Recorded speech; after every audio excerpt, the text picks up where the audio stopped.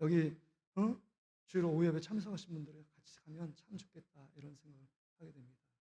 여러분들은 기도하면서 준비하고 또 기도하시길 바랍니다. 오늘 주신 말씀 의지해서 실패한 건축자들이라는 제목으로 함께 은혜의 말씀을 나누기를 원합니다. 실패한 건축자들.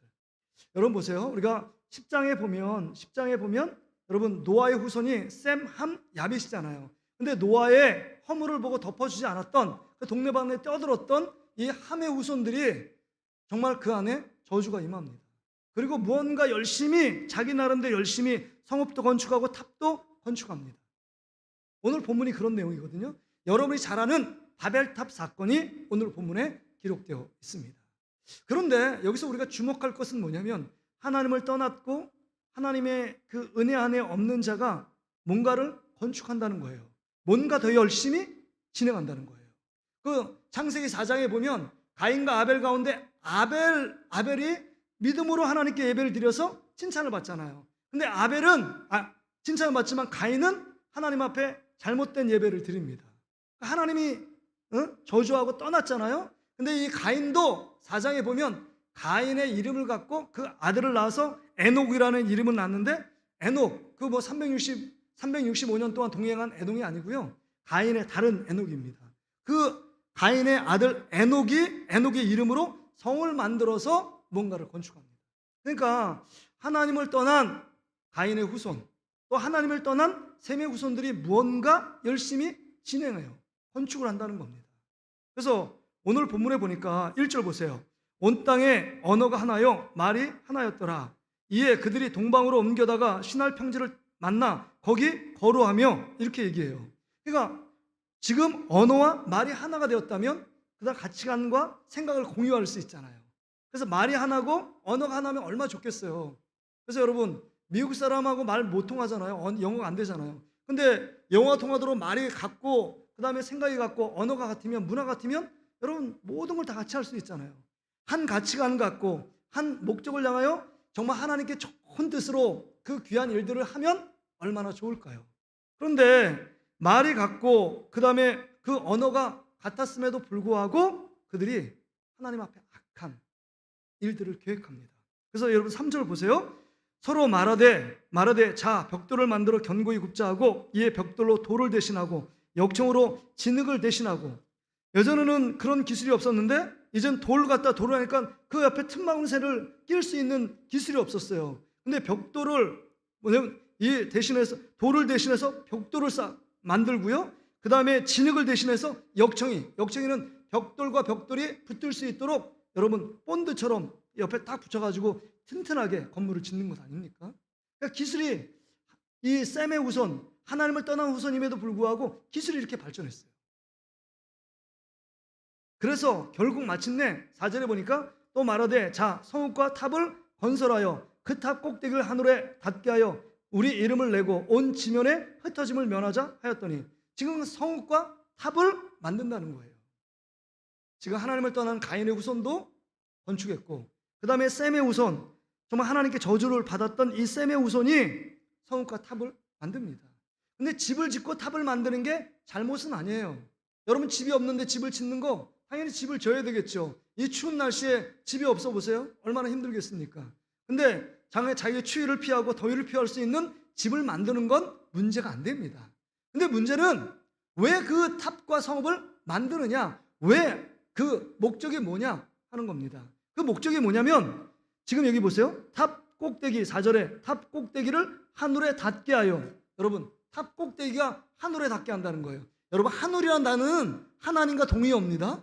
그러니까 하나님 이 탑을 높이 쌓아서 하나님보다 더 높이 올라가 보자 이런 의도인 거예요.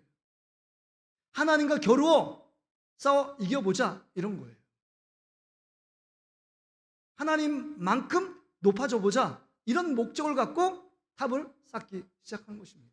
그들의 기술을 의지해서 그들의 힘을 갖고 그들의 지혜를 갖고 하나님과 겨뤄보자는 거예요. 예전에 우리 셈의 후손 보면 이건 니므롯이라는 그 후손이 나오잖아요. 니므롯 구스의 자손 중에 니므롯은 뜻은 반역자라는 뜻이거든요. 하나님을 반역했다는 거예요. 포악자라는 뜻이에요. 하나님 앞에 포악하고 반역한 니므롯 후손이 그들이 하는 일이 뭐냐? 하나님과 대항해서 대적하는 겁니다. 하나님과 대항해 싸워서 이겨보자는 이 어리석은 짓을 지금 하고 있는 겁니다. 그들이 탑과 성읍을 쌓는 것이 하나님보다 더 높아지길 원한 거예요. 이 교만함이 극치를 달리고 있는 이 모습을 지금 창세기 11장은 우리에게 보여주고 있습니다. 근데 여러분, 우리들의 모습이 이런 모습 아닐까요?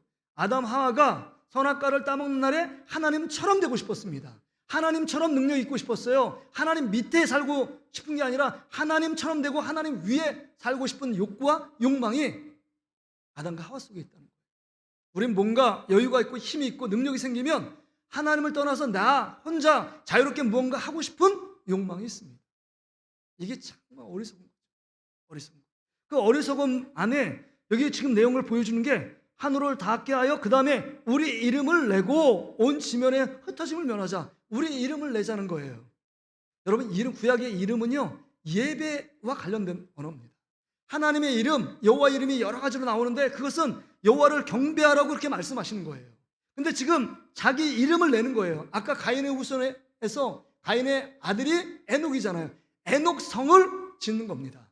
에녹이라는 그 에녹의 이름을 붙여서 에녹을 높이는 거예요.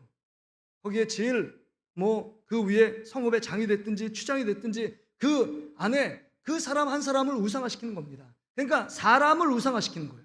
개인을 우상화시키고 그들을 경배하고 그들에게 절하는 것입니다. 이게 그때부터 우리가 하나님을 떠난 사람들의 특징이 뭐냐? 늘 다른 대상을 우상화시키는 거예요. 참 어리석습니다.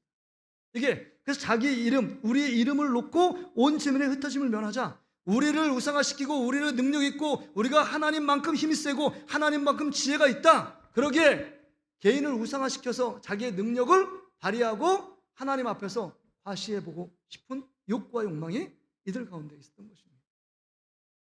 그러기에 하나님이 그 모든 탑과 성읍을 다 흩으셔요. 언어를 흩으십니다. 그래서 이제는 말과 언어가 다 나눠진 거예요. 그 이후에 이제 오순절 안에서 마가다락방에서 성령을 받음으로 말미암아 흩어진 언어들이 성령 안에서 하나 되고 복음 안에서 하나 되고 예수 그리스도 하나 됐다라는 상징적인 성령 안에서 하나 되는 사건이 기록되어 있습니다. 그다음에 여러분, 이 본문의 말씀을 통해서 우리가 깨달을 수 있는 교훈이 무엇일까 하는 겁니다. 우리는요 다 건축자예요.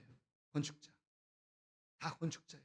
여러분, 찬송가 204장을 한번 펼쳐보시겠어요? 찬송가 204장. 주의 말씀 듣고서 준행하는 자는 반석 위에 터닫고 집을 지은 같아. 이게 204장 아닙니까? 204장. 여러분 3절 가사를 한번 보세요.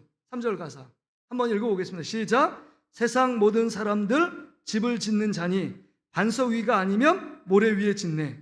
우리 구주 오셔서 지은 상을 줄 때 세운 공록 따라서 영영상벌 주리. 잘 짓고 잘 짓세. 우리 집 잘 짓세. 만세 반석 위에다 우리 집 잘 짓세. 지금 이게 뭐예요? 찬송가 이 저자가 뭐라고 얘기하느냐? 모든 사람이 다 집을 짓는 건축자래요. 근데 두 가지 부류의 건축자가 있다는 거예요. 하나님 말씀에 준행하고 따르는 건축자가 있고 하나님 말씀에 따르지 않는 모래 위에 세운 건축자가 있다는 거예요. 하나님 말씀을 따르는 자는 반석 위에 세운대요. 이 반석은 예수 그리스도 아닙니까? 예수 그리스도를 기준으로 방향을 갖고 목표를 갖고 달려가는 사람. 이 사람이 하나님이 기뻐하시는 거룩한 건축자예요. 근데 하나님이 기뻐하지 않는 건축자는 하나님 없이 건축하려고 합니다. 지금 바벨탑과 성읍을 쌓는 이 니므롯의 후손들, 셈의 후손들, 이게 얼마나 어리석어요. 자기 이름을 높이고 하느님과 대항해서 싸워서 이겨보겠다고 하는 이 교만함과 어리석음을 보여주고 있는 겁니다. 그러니까 하나님 말씀을 무시해요. 하나님을 따라가지 않습니다. 뭔가 지어진 것 있지만 정말 바람이 불고 창수가 나면 모래 위에 지어졌기 때문에 기초가 튼튼하지 않기 때문에 확 넘어지는 거예요. 그래서 여러분, 우리는 어떤 일을 매일마다 무엇을 하잖아요. 무엇을 합니다. 이게 건축자예요. 뭔가를 합니다. 근데 그 하는 것 안에 예수 그리스도를 의식하며 예수님이 원하시고 예수님을 위하여 예수님의 영광을 위하여 하느냐 아니면 나의 영광을 위해 하느냐, 이게 차이가 두 가지밖에 없는 거예요. 그래서 오늘 오전에 바울은 표대 대신 예수 그리스도를 향하여 나의 목적, 나의 삶의 이유가 예수 그리스도다. 그래서 예수 그리스도께 붙잡힌 바 되기 위하여 더 달려가고 나는 죽고 나 안에 예수님이 살겠다, 이렇게 고백하며 달려가는 거예요. 그런데 여기 지금 바벨탑과 성읍을 쌓는 사람들은 하나님이 없습니다. 하나님이 없어요. 너무 열심히 뭔가 향해 달려가고 있는데 하나님 없는 열심, 하나님 없는 건축, 하나님 없는 성읍과 탑을 세우고 있습니다. 마지막에 하나님이 다 저주하세요.